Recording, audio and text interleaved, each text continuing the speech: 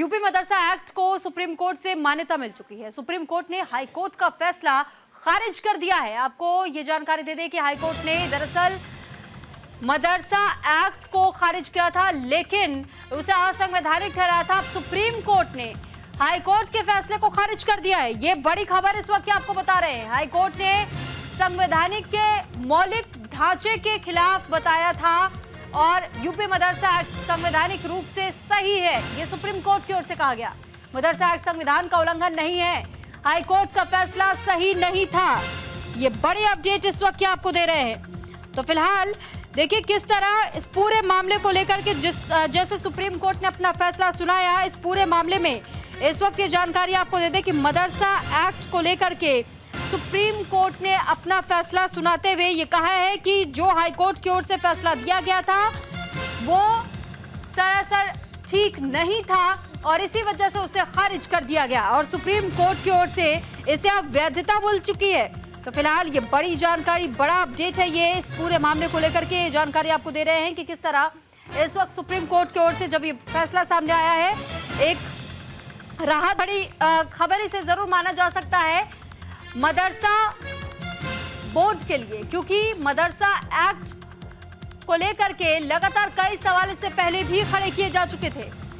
इस पर ज्यादा जानकारी के साथ नीरज मिश्रा लखनऊ से इस वक्त हमारे साथ जुड़ चुके हैं। नीरज, सुप्रीम कोर्ट ने जो अपना फैसला सुनाया और इसे संवैधानिक करार दिया है, आखिर इसका आधार क्या रहा?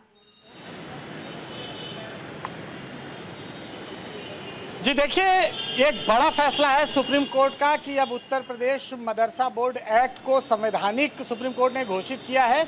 आपको बताया कि उत्तर प्रदेश में करीब 16,000 मदरसे चल रहे थे और इसमें करीब 17 लाख छात्र पढ़ते थे।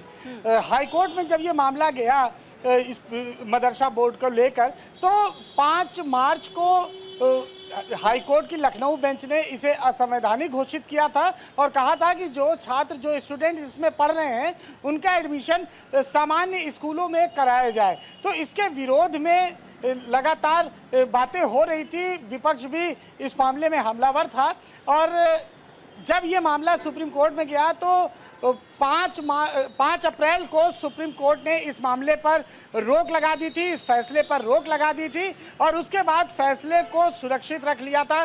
22 अक्टूबर को फैसला सुरक्षित रख लिया था और अब ये फैसला आया है कि उत्तर प्रदेश मदरसा बोर्ड एक्ट वो संवैधानिक है, यानी कि जो मदरसे चल रहे थे 16,000 मदरसे जो कि नियम और कानून से चल रहे थे, नियम का उल्लंघन नहीं कर रहे थे, अब वो पूर्व की भांति चलते रहेंगे। इससे 16 लाख छात्रों को करीब 16 लाख छात्रों को राहत मिलेगी। लेकिन नीरज, हाई कोर्ट ने तो ये कहा था कि पूरी तरीके से असंवैधानिक होता है और अगर ऐसे में सिर्फ और सिर्फ धर्म के आधार पर ही किसी को शिक्षा दी जाती है तो पूरी तरीके से इसे मान्यता नहीं दी जा सकती।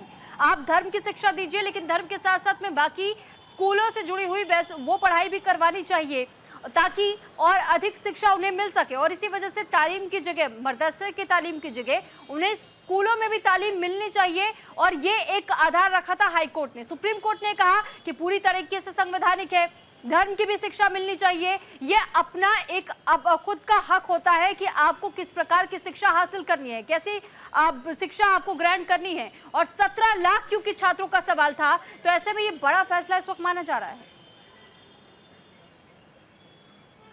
बिल्कुल, निश्चित तौर पर एक बड़ा फैसला है और चूंकि मदरसे में कहा जाता था, कई जगहों पर जब जांच हुई थी तो वहां आधुनिक शिक्षा नहीं दी जा रही थी, लेकिन इसके जवाब में जो उनके अधिवक्ता थे, जहां तक कि कामिल और फाजिल डिग्री का सवाल है जो कि हायर डिग्री होती है ग्रेजुएशन लेवल की, उस पे उन्होंने कहा है कि ये मदरसा बोर्ड कन्फर्म नहीं कर पाएगा, लेकिन मुंशी, मौलवी और आलिम की डिग्री जो 10वीं 12वीं के बराबर होती है उसकी पूरी वैलिडिटी रहेगी। तो सर, जो स्टूडेंट्स थे और जो इतने टीचर थे जो मदरसे चल रहे हैं, जहाँ पढ़ाते हैं और पढ़ते हैं, उन लोगों के लिए कितनी बड़ी राहत थी? ये बहुत बड़ी राहत है क्योंकि बहुत टीचर्स का, बहुत स्टूडेंट्स का भविष्य अधर में आ गया था।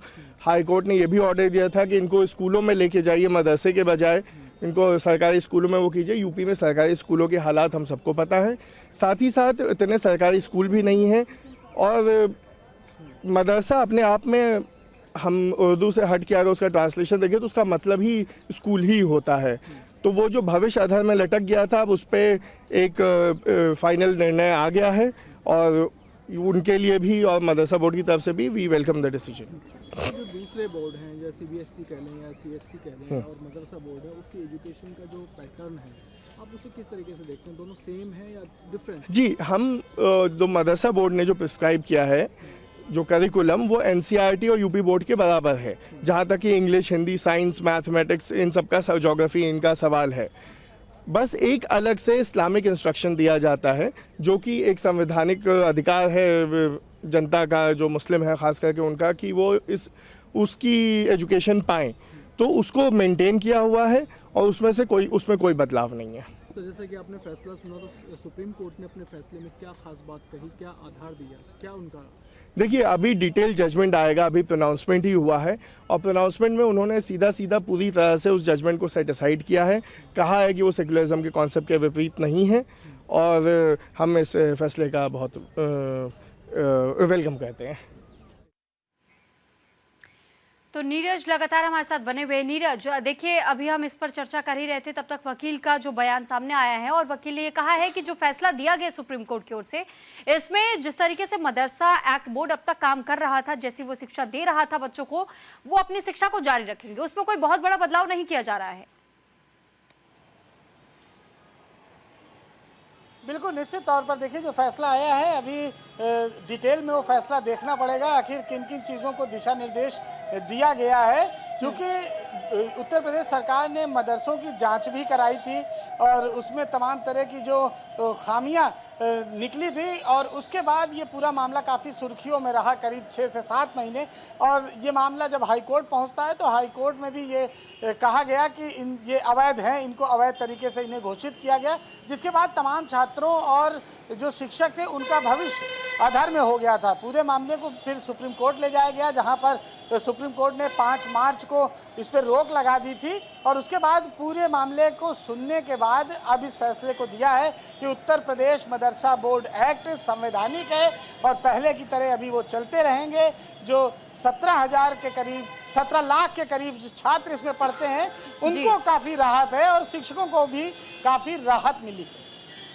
साथ ही नीरज, मैं आपसे ये भी समझना चाहूंगी कि इससे पहले जिस तरीके से हाईकोर्ट ने एक फैसला सुनाया था और ये कहा था कि ये असंवैधानिक है, लेकिन इसे सुप्रीम कोर्ट ने पूरी तरह उलटते हुए और ये कह दिया कि ये संवैधानिक है, तो ये कहीं ना कहीं जो 2 अलग अलग स्टेटमेंट्स इन फैसलों में नजर आए हैं हाई कोर्ट और सुप्रीम कोर्ट के, इनके आधार हम और ज़्यादा डिटेल में थोड़ा समझना चाहेंगे कि हाई कोर्ट ने जब फैसला सुनाया तो किन बातों को सबसे ज़्यादा ध्यान में रखते हुए फैसला सुनाया गया था और जब सुप्रीम कोर्ट का ये फैसला सामने आया तो किन पॉइंटर्स को ध्यान में रखते हुए सुप्रीम कोर्ट ने बड़ा फैसला दिया। जी देखिए, जब ये पूरा मामला हाई कोर्ट पहुंचा था तो तरीके से अनकॉन्स्टिट्यूशनल हो सकता है और फिर इस यहाँ यूपी में हज़ारों बच्चे और हज़ारों टीचर्स और स्टाफ इन मदरसों से मुताल्लिक़, और हम लोग बारहा ये बात कह चुके हैं कि हम लोग यहाँ मदरसों में इस्लामिक एजुकेशन के साथ साथ मॉडर्न एजुकेशन की भी तालीम दी जा रही है। बहरहाल ये एक बहुत खुशी और मसरत का मकाम है कि हम लोग अपने पूरी आज़ादी के साथ, पूरी कानूनी आज़ादी के साथ अपने इन मदरसों को रन करते रहेंगे। तो मोहम्मद खालिद को आपने सुना और देखिए उनका ये कहना है कि हम अभी भी पूरी कानूनी अधिकार के साथ और कानूनों का पालन करते हुए मदरसे को पूरी तरह हम इसी तरह चलाते रहेंगे, बच्चों को शिक्षा देते रहेंगे। और नीरज हमारे साथ बने हुए हैं। नीरज, क्योंकि हमने अभी मोहम्मद खालिद को भी सुना, उन्होंने भी कहा कि देखिए ना कानून का उल्लंघन हो रहा था और ना कानून का हम उल्लंघन करेंगे, कानून को ध्यान में रखते हुए ही हम मदरसों को आगे बढ़ाएंगे। लेकिन इससे पहले मैं रूल्स का जिक्र कर रही थी और पॉइंटर्स का जिक्र कर रही थी, तो मैं आपसे समझना चाह रही थी कि हाईकोर्ट के फैसले के पीछे के जो मंशा रही, जो संदेश जारी करने की कोशिश की गई थी, वो कौन से मुख्य पॉइंटर्स थे और वहीं सुप्रीम कोर्ट के फैसले के मुख्य पॉइंटर्स क्या कुछ रहे? जी देखिए, कोर्ट के फैसले पर टिप्पणी करना तो उचित नहीं है। तमाम चीज़ों को तो ध्यान में रखकर हाई कोर्ट ने ही ये फैसला दिया था और जब ये बहुत चीज़ें डिटेल में सुप्रीम कोर्ट गई हैं तो वहाँ पर अपने अपने पक्ष अधिवक्ताओं ने रखे जो शायद यहाँ पर वो पॉइंटर्स नहीं रखे होंगे अधिवक्ताओं ने। उसके बाद तमाम जिरह को सुनने के बाद सुप्रीम कोर्ट ने ये फैसला दिया है। डीवाई चंद्रचूड़ और उनके साथ में जो 2 सीनियर जज थे, उन्होंने अब ये फैसला दिया है। फिलहाल इस फैसले से काफ़ी खुश है जो समाज है, मुस्लिम समाज है, इसके अलावा जो मदरसा चलाने वाले हैं, उनका ये कहना है कि वो मदरसे में आधुनिक शिक्षा भी देते हैं, दीनी तालीम भी देते हैं। इसलिए ये शिक्षा पहले की तरह चलती रहे, लोगों को जो छात्र हैं उनको दीनी तालीम मिले, साथ ही साथ आधुनिक शिक्षा भी मिले।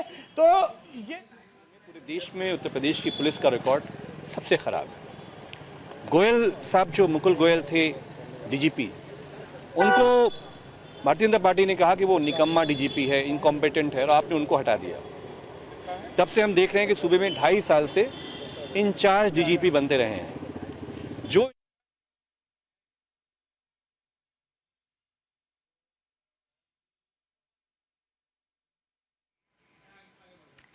नीरज, आप हमारे साथ बने रहिएगा, आपके पास हम लौटेंगे। लेकिन फिलहाल जो इस वक्त सुप्रीम कोर्ट ने फैसला दिया है, ऐसे में इस वक्त मदरसा एक्ट बोर्ड की ओर से भी खुशी जाहिर की जा रही है। और साथ ही आपने अब तक सुना और समझा कि किस तरह कानूनों का पालन करने की बात कही जा रही है।